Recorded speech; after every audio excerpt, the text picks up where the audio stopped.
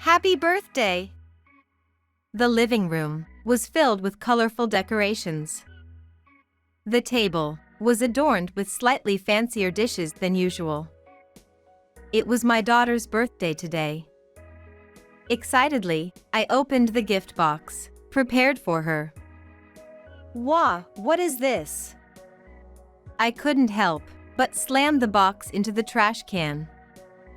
That person's smirk flashed through my mind, and I couldn't control my trembling body. My name is Ellie, 27 years old. I live with my husband and our soon-to-be one-year-old daughter, Lily. I met my husband Brian at work, and after a few years of dating, we got married. I became a full-time homemaker. Our married life was very enjoyable, and my husband was always supportive and helpful with household chores and childcare. Despite struggling with the challenges of being a first-time parent, every day was filled with happiness. However, there was one thing that constantly troubled me: the presence of my husband's mother, Agatha. From the moment I first met her, she seemed to harbor hostility towards me, openly displaying unpleasant attitudes during our marriage introduction. Her behavior towards me was clearly different from how she treated my husband. It felt like she saw me, not as a daughter-in-law, but as a woman. To be honest, I was filled with anxiety about how to get along with her. The father-in-law apparently passed away due to illness when my husband was still a child, so Agatha and Brian had been living together as a pair for a long time. Perhaps she thought I would steal her son away from her. From a mother's perspective, it might be natural to feel the emotions of having an important son taken away by a daughter-in-law. At that time, I tried not to dwell on it too deeply and thought it couldn't be helped. Besides, we didn't live together in my in-laws' house, and although it was a 10-minute drive away, we lived separately. I convinced myself that there was no need to worry. However, I would soon come to realize my own naivety. Ellie, when are you going to have a child? Just 1 month after getting married, Agatha brought up this topic. Huh? A child? But we've only been married for a short time. I couldn't hide my surprise at Agatha's sudden words. You see, our family has a prestigious lineage that has been passed down through generations. I'll be in trouble if you don't give birth to a worthy successor. She spoke in a firm tone, and I couldn't close my gaping mouth. It was true that Agatha's family was well known as landowners in this area, but that seemed to be a story from many generations ago. From what I heard, my father-in-law was just an ordinary company employee. So even if it were true as Agatha claimed, I couldn't grasp the significance. Moreover, even if we were talking about such matters, like having a successor or a male grandchild, it felt like she was stuck in a different era. Nevertheless, Agatha seemed to take pride in marrying into such a family, and would come to our house almost every day, endlessly talking about how great she was, and what would happen if we didn't have a successor. It was annoying enough to have her visit every day, and I had become thoroughly fed up with her attitude. I had consulted with my husband several times, but maybe Mom is feeling lonely now that she's alone. That simple remark felt dismissive, and I wished he wouldn't brush it off so easily. But I couldn't blame Brian for his attitude, it was only natural. In front of my husband, Agatha seemed to play the hypocrite, and played the role of a caring mother-in-law who worried about her daughter-in-law. So Brian probably couldn't believe the ill treatment I received from Agatha.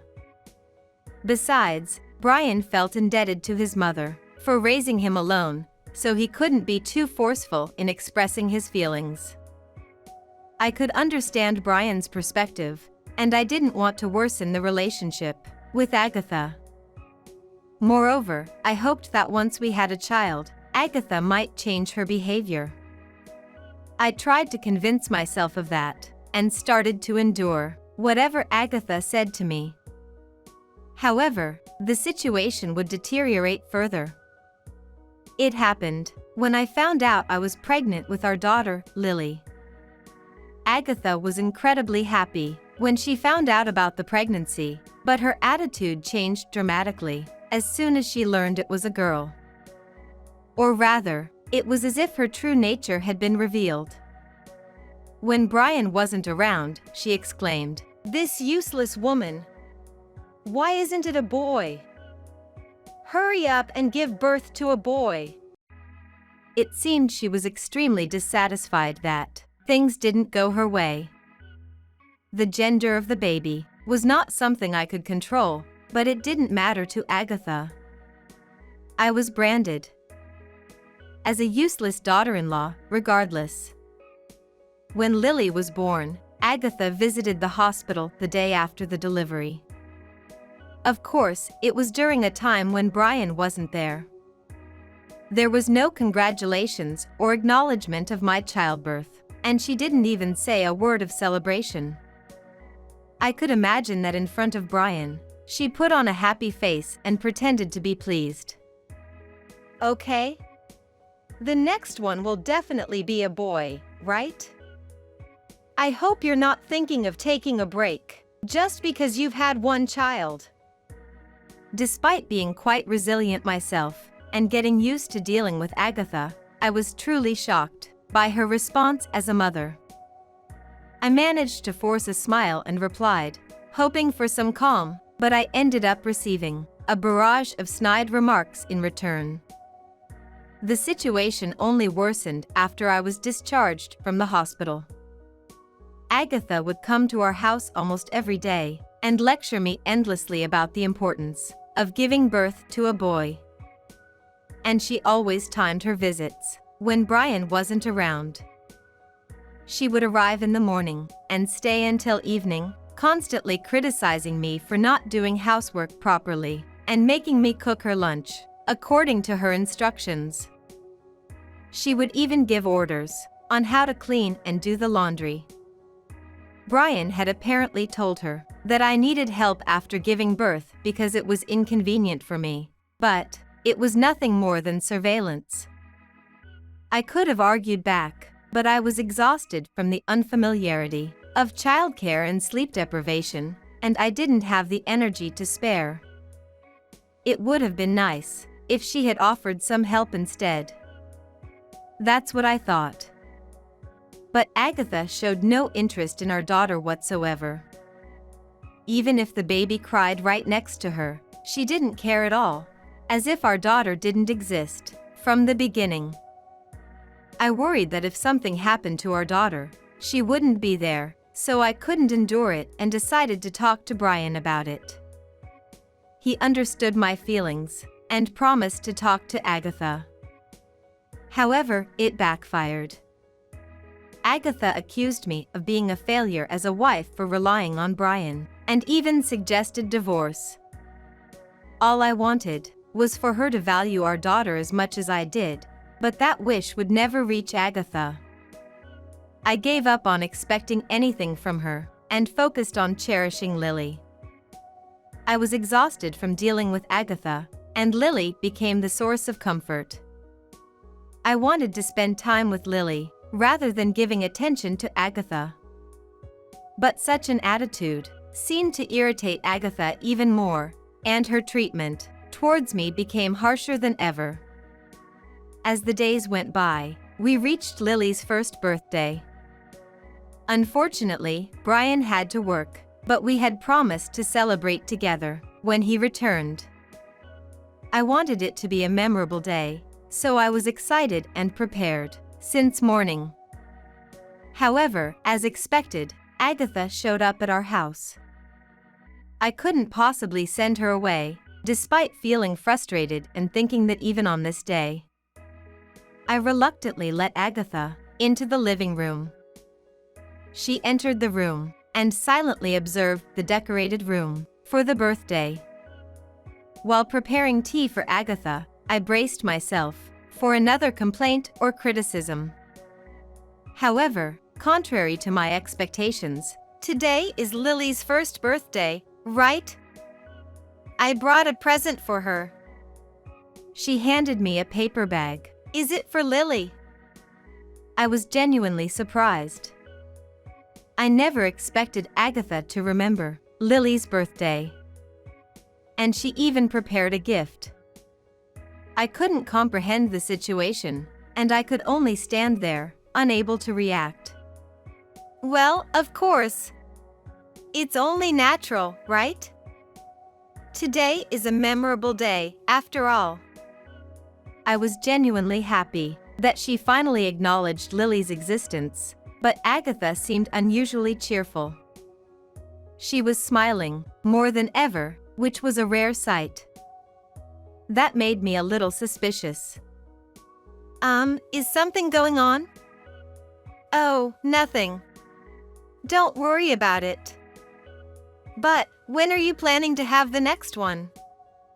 I thought she would bring up that topic again. But it wouldn't be good for Lily if she kept talking about it. So I mustered up the courage and tried to express my feelings to Agatha. I don't plan on forcing ourselves to have a second child right now. We don't feel that way, and Brian feels the same. Lily just turned 1, and instead of undergoing fertility treatments, we want to wait for a natural conception. The truth was, I discovered a while after getting married that I had difficulty conceiving. Lily was the result of fertility treatments, and finally having her was a blessing. Therefore, Brian shared the same feelings as me, and wanted to enjoy our life as a family of 3. However, it was the first time I had clearly expressed my will to Agatha, so she must have been genuinely surprised. Her smiling face instantly turned serious and she said, "What nonsense are you talking about? Not having a successor? That's not what we agreed upon, is it?" Startled by Agatha's sudden outburst, Lily began crying. I hurriedly went to comfort her, while keeping an eye on Agatha. Her face was trembling with anger. But no matter what she said, our opinion wouldn't change. We had our own thoughts and beliefs, and even Agatha couldn't do anything about it. After a while of silence, "Well, forget it. You'll understand soon enough. You should have just given birth to a boy, you know." She then smirked and handed me another gift. "Got it? Give it to Lily properly." With those words, she left as if nothing had happened. I couldn't comprehend the meaning behind Agatha's words, but I felt relieved that she had left. I resumed the preparations for Lily's birthday. In the evening, when Brian returned home, I told him about the exchange with Agatha while he was loosening his tie. He let out a heavy sigh. "Is she still saying things like that? We made our intentions clear, but it seems to displease your mother. A successor. For a family that's not even that significant." Noticing Brian's dejected expression, I mentioned the gift Agatha had given us. Despite everything, it seems like she was thinking of Lily. Yes, I genuinely felt happy about that too. While preparing dinner, I spoke to Brian, who sat on the sofa. And I looked at the gift I had received from Agatha.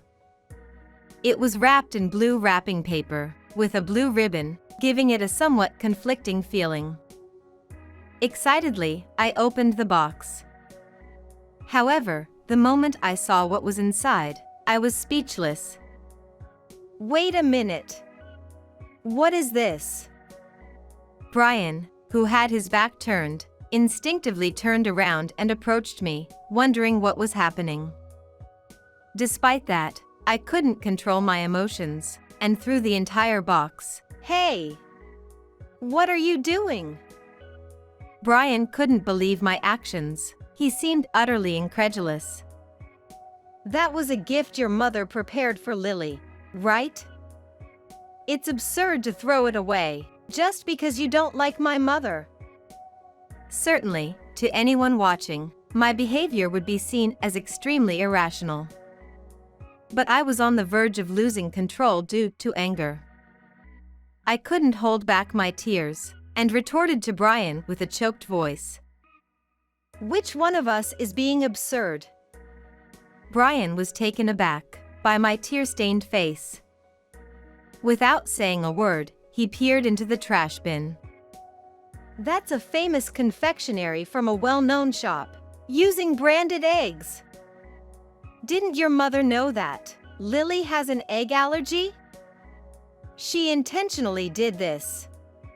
She willingly put Lily in danger by doing such a horrifying thing. The image of Agatha's smug face when she left flashed through my mind. Lily had a severe egg allergy, and it was dangerous for her to consume it. We had been advised by the doctor to be extremely cautious with her meals, and Agatha was well aware of it. She deliberately did this. If Lily had accidentally eaten it, it could have resulted in a terrible outcome. How could she do such a terrifying thing so casually? I couldn't control my trembling body. Brian, without saying anything, stared at the trash bin. No matter what, this is going too far. Saying that, Brian picked up the car keys and headed towards the entrance without a word. I also carried Lily and followed him, getting into the car that was already running. We maintained complete silence for about 10 minutes. Soon, we arrived at Agatha's house. Brian stood in front of the entrance, opened the door without ringing the bell, and headed straight to where Agatha would be, without uttering a word. I followed shortly after, entering the room where Agatha is. Our eyes met, and Agatha, though surprised by our sudden visit, immediately directed her words at me. What? Coming without even giving me a heads up? You really have no common sense. Unable to tolerate Agatha's words any longer, I retorted. Who's lacking common sense here? Agatha snorted and laughed. What are you talking about? Anyway, did you like the gift? She grinned, as if holding back something. In that moment, I understood. That gift was indeed intentional. No matter how much she disliked me, as a mother with children of her own, how can she be so indifferent and okay with doing such things? I've become scared of Agatha. You're being overly dramatic, haha. Brian, you understand how I feel, right? She turned to Brian and asked him, and he has been silently observing our conversation. He opens his mouth calmly. You know, I might have been wrong. I couldn't understand what Brian was saying at that moment. I looked at him, but he continued to gaze at Agatha. I never thought that Brian, who I thought shared the same feelings as me, would take Agatha's side. My mind went blank, and I could barely stand there. So Brian also had the same feelings as me. Agatha seemed unable to hide her considerable joy. She rushed to Brian with a triumphant expression, glaring at me, and started talking about how it would be better to get a divorce and find a wife who could give birth to a boy. She was taking matters into her own hands without consulting anyone. However, in the next moment, cut it out already. Do you even realize what you've done? Brian's angry shout echoed throughout the room. It was the first time I had seen him raise his voice, as he is usually gentle. Surely, it was the first time for Agatha as well, as she was clearly shaken. What's wrong? Why are you so angry? A useless child in this house doesn't matter anyway. Just make another child right away, won't you? Lily is my precious daughter. How can you say such things without any remorse? We don't need a girl in this house. As long as you do as I say, it'll be fine. Agatha started trembling and finally revealed her true nature. She was genuinely infuriated by her ideas not being accepted. After that, she continued to berate us with harsh words and started rampaging. The scene was truly a hellish tableau. I was constantly worried that Agatha might physically attack us or do something to harm Lily. However, Brian remained surprisingly calm. Is it really so important to have an heir? Does that mean someone who doesn't bear an heir is unnecessary in this house? Of course it is. Someone who can't bear a son doesn't belong in this house. These words were clearly directed at me. It seems that in Agatha's eyes, a daughter-in-law is nothing more than a tool for producing a male heir. So, because I couldn't give birth to a son, I am just an intruder in her eyes. I see, I understand. Then we're no longer needed you, right? Huh? What do you mean? Agatha seemed unable to comprehend Brian's words, looking puzzled at first, but gradually understanding, her face turning pale. Starting from today, I'm cutting ties with you. Don't ever involve us again. After saying that, Brian took my hand and headed towards the entrance. Let's go back to home. Wait a minute, Brian. Since it seems there are misunderstandings, let's have a proper discussion. Agatha desperately tried to regain composure, but Brian ignored her completely. Say something to Ellie too. If you had given birth to a boy, none of this would have happened. It's all your fault, you know. Even in this situation, she tried to blame me, but Brian, with a bewildered voice, said, You do know that whether a boy is conceived or not is a matter of the man's sperm, right? It seems like you've always been blaming Ellie for it. So, that means it's my problem, right?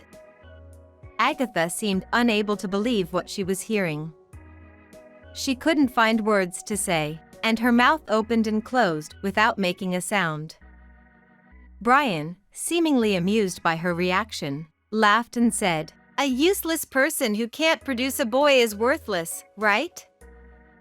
So that means I'm also unnecessary, right? So, as you wished, I'm cutting ties with you. With those words, he opened the front door and stepped outside. Agatha, unable to retort, slumped to the ground and became immobile. That was the last image of her that I saw. On a later day, Brian formally proposed estrangement to Agatha. She apparently put up quite a resistance, but Brian's determination was unwavering. To avoid further confrontations with Agatha, we moved out immediately.